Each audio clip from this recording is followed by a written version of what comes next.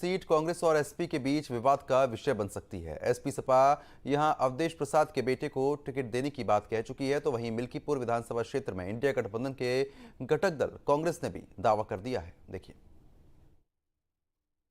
अयोध्या में मिल्कीपुर सीट से अवधेश प्रसाद जी जो लोकसभा चुने गए, वह सीट उनकी खाली हुई है और मिल्कीपुर की विधानसभा की जनता ने अवधेश प्रसाद जी के परिवार पर भरोसा जताया था और उपचुनाव में समाजवादी पार्टी उनके बेटे को लड़ा करके फिर से उन पर भरोसा जता रही है और समाजवादी पार्टी का एक एक कार्यकर्ता लड़ करके ये सीट फिर से जीतने का काम। उस उपचुनाव में कांग्रेस पार्टी के आला कमान द्वारा हम लोग को निर्देशित किया गया है कि आप जाके वहाँ के बूथ स्तर के कार्यकर्ताओं को, वहाँ के ब्लॉक स्तर के कार्यकर्ताओं को, न्याय पंचायत स्तर के कार्यकर्ताओं को इस चुनाव के लिए तैयार होने में उनकी मदद करें, सहयोग करें। देखिए, मुझे लगता है जो ताकत दोनों दल एक दूसरे से सपा और कांग्रेस पाए हैं, वक्त की जरूरत थी। उस ताकत के बाद दोनों दलों को लगता है कि हम अपनी संख्या बढ़ाएं, हम लड़ लें। और मुझे लगता है कि इस उपचुनाव में, जो आने वाले उपचुनाव हैं, भारतीय जनता पार्टी योगी आदित्यनाथ के नेतृत्व में 10 की 10 सीटों पे भारी बहुमत से विजयी होगी। और ये जो नूरा कुश्ती हो रही कि मुझे दे दीजिए मैं जीत जाऊंगा, मुझे दे दीजिए मैं जीत जाऊंगा, ये अरमान इनके पूरे होने वाले नहीं हैं। यूपी में 10 सीटों पर होने वाले उपचुनाव को लेकर एनडीए और इंडिया गठबंधन ने पूरी ताकत झोंक रखी है, लेकिन सीट बंटवारे को लेकर इंडिया गठबंधन में आम सहमति बनती नहीं दिख रही है। सबसे ज़्यादा जो पेंच नजर आ रही है वो अयोध्या की मिल्कीपुर विधानसभा सीट को लेकर आ रही है, क्योंकि हाल ही में कांग्रेस की तरफ से ये दावा किया गया है कि वहाँ के जो स्थानीय कांग्रेसी विधायक हैं वो चाहते हैं कि मिल्कीपुर सीट पर कांग्रेस का कोई प्रत्याशी अगले उपचुनाव में चुनावी मैदान में उतारा जाए, जिसके बाद कह सकते हैं कि जो सियासत है इस सीट को लेकर वो तेज होती दिख रही है। हालांकि अगर हम मिल्कीपुर सीट की बात करें तो अभी तक वो सीट समाजवादी पार्टी के खाते में थी, क्योंकि 2022 के विधानसभा चुनाव में वहाँ से समाजवादी पार्टी के उम्मीदवार अवधेश प्रसाद चुनाव जीते थे। हालांकि लोकसभा चुनाव जीतने के बाद वो सीट खाली हो गई है, लेकिन इस बात के कयास लगाए जा रहे हैं और इसकी प्रबल संभावना भी है कि अखिलेश यादव वो सीट अवधेश प्रसाद के बेटे को देना चाहते हैं, जो कि समाजवादी पार्टी के उम्मीदवार होंगे। लेकिन कांग्रेस ने इस सीट पर दावा ठोककर कहीं ना कहीं इस पेच को और ज़्यादा उलझा दिया है। हालांकि खबर ये भी आ रही है कि न सिर्फ इस सीट को लेकर बल्कि बाकी सीटों को लेकर भी अभी समाजवादी पार्टी और कांग्रेस के बीच में आम सहमति नहीं बनी है। वीडियो जर्नलिस्ट समीर टर्की के साथ अविनाश सिंह, न्यूज स्टेट।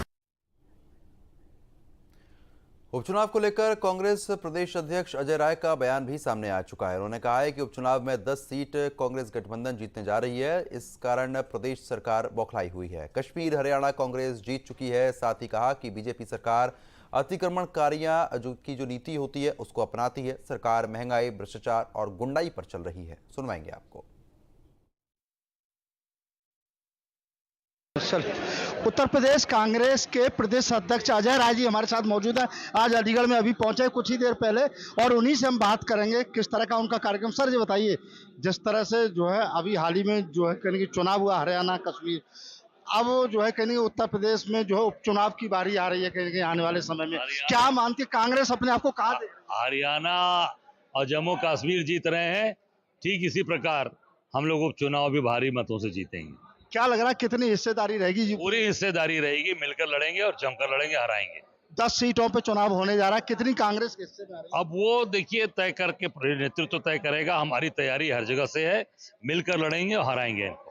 क्या लगता है जिस तरह से कहीं न कहीं जो है प्रदेश में तमाम जगह जो है कोई न कोई जो है तमाम जो है लोगों के द्वारा इस तरह के बयान दिए जा रहे हैं जिसको लेके जो है एक समुदाय विशेष कहीं सड़कों पे आ रहा है? वो बिल्कुल ये कराया जा रहा है, ये सब स्पॉन्सर्ड है, प्रायोजित है, और ऐसे जो भी बयान देने वाले हैं उनके खिलाफ कठोर कार्रवाई करे सरकार और रासुका एनएसए के तहत उनको गिरफ्तार करके जेल भेजे।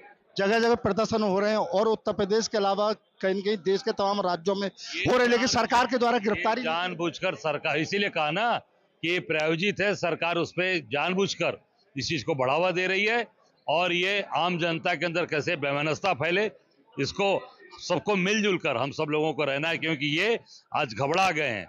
हरियाणा हार रहे हैं, जम्मू कश्मीर हार रहे हैं, महाराष्ट्र हारेंगे, झारखंड हारेंगे और उत्तर प्रदेश की 10 हारेंगे।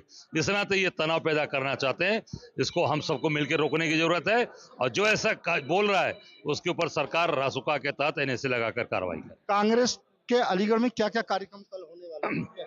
किस तरह का कल कार्यक्रम हमारा संविधान का सम्मेलन है, संविधान बचाओ सम्मेलन करने जा रहे हैं और वो हमारा 3 हो गए, चौथा कल है। तो देखिए हमारे पास जो है कहीं न कहीं यहाँ अलीगढ़ में जो मौजूद थे उत्तर प्रदेश कांग्रेस कमेटी के अध्यक्ष अजय राय जी, इनके द्वारा साफ तौर पर कहना है कि निश्चित ही जो हरियाणा, कश्मीर के अलावा अन्य राज्यों में भी अब कांग्रेस की सरकार बनने जा रही है। न्यूज स्टेट के लिए अलीगढ़ से धीरेन्द्र सिंह। एक छोटे से ब्रेक यहाँ पर रुक रहे